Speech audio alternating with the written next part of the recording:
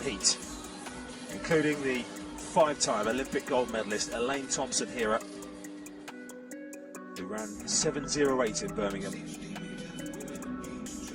It does have a sub 7-second clocking. She goes in lane 5. But first of all, we meet Gina Bass of Gambia, World 200-metre finalist, first ever Gambian to make a World Championship final in Doha 2019 outdoors. Herah she set a personal best on Sunday in Dusseldorf of 7:22. Here is Elaine Thompson Herah. She competes sparingly outdoors. In Jamaica, they do run quite a few 60 metres outdoors, not often done around the world so much. Marika Popovic-Strapala.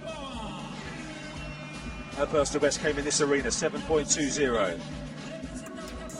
Adriana Gassior is in lane 7, 20 years of age, also off a personal best this year. And Magdalena Stefanovic, 21 years of age, former World Youth silver medalist, is on the outside. But the eyes here are on lane 5, Elaine Thompson Herah.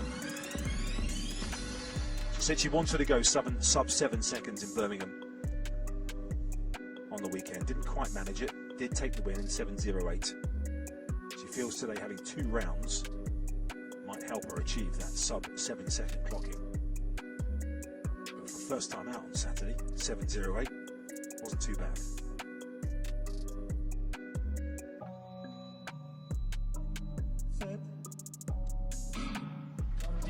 Skrzydłowska got a good start on the inside of Elaine Thompson Herah, but Thompson Herah now starting to come through and certainly running within herself there and still posting 7.15 to coast through to the final.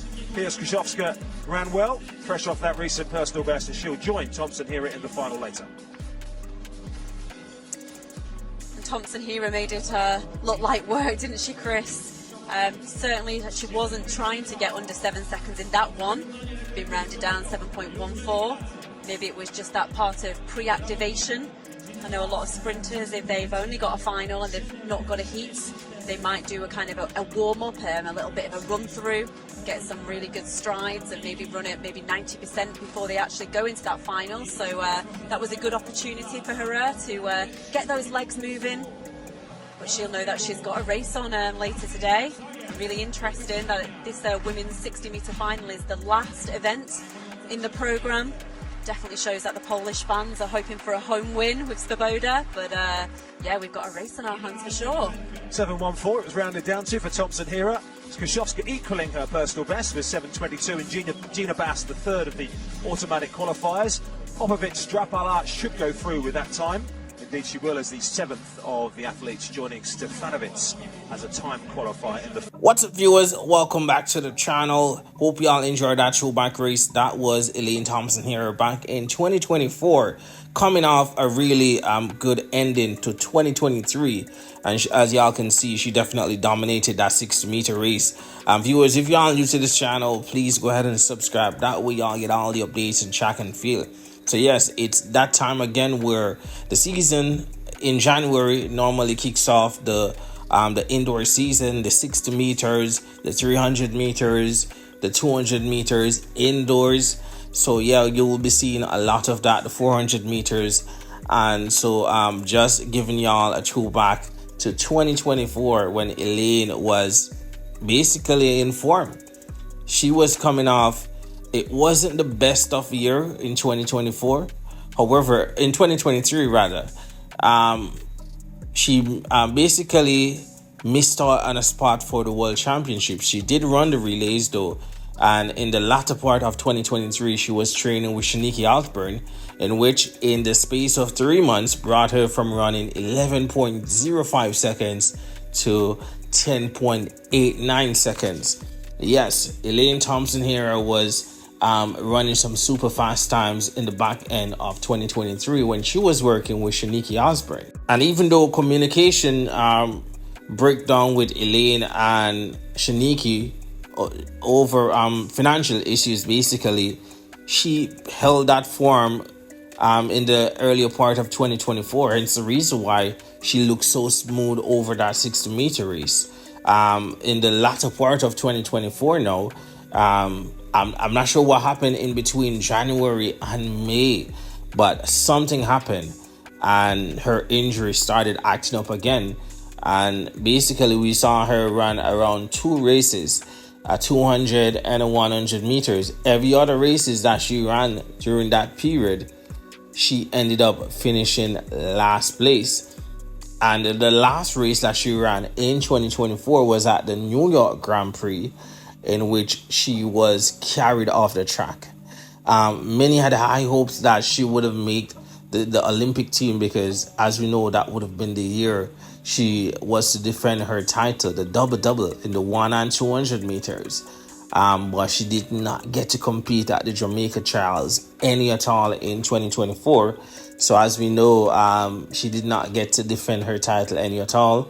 So we now have new Olympic champion over 100 and 200 meters. But yeah, hopefully y'all enjoyed that race. Elaine, fast forward to 2025, did not compete the entire season also. But in the back end, we heard that she was training with Elite Track Club. So in the latter part of 2025, we saw where Elaine started training. I'm not sure if she will participate in the indoor season, but the mere fact that she started training in about November, we might see Elaine run a couple indoor races, 60 meters, possibly 200 meters. And definitely would love to see her back on the track, because it has been almost 2 years since she basically ran her last race, which was the New York Grand Prix. So yeah, hoping that she will be fit and ready to go for the indoor season, which begins in January basically. So on your timeline, you will be seeing a couple races.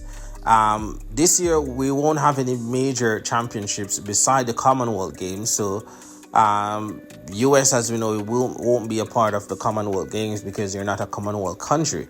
So we won't see US at a major championship. But of course, we do have the Diamond League. Not sure if Grand Slam track will be coming back for a second term. As we know, they had to cut their season short last year due to financial issues.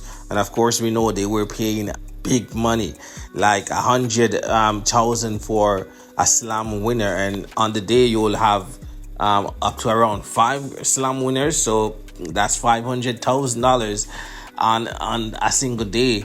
Athletes will be receiving in total in prize money. So that was a good initiative. But as we know, if you don't have the financial backing, then that will be a big issue. And we saw that play a big part in Grand Slam track in cutting their season short. Basically, they had about 3 to 4 more events left on their calendar last year. Hopefully they will be back this year, and they will have the backing financially. But yeah, I'm definitely hoping that we will be seeing Elaine on the track. As I explained, she's training with Elite Track Club. We've seen a couple photos, videos of her training. She posts daily on her page giving updates, so she's actively training. So hopefully we'll see her on the track, possibly sooner than later, see her in the indoors. But yeah, feel free to leave your own thoughts on this one in the comments.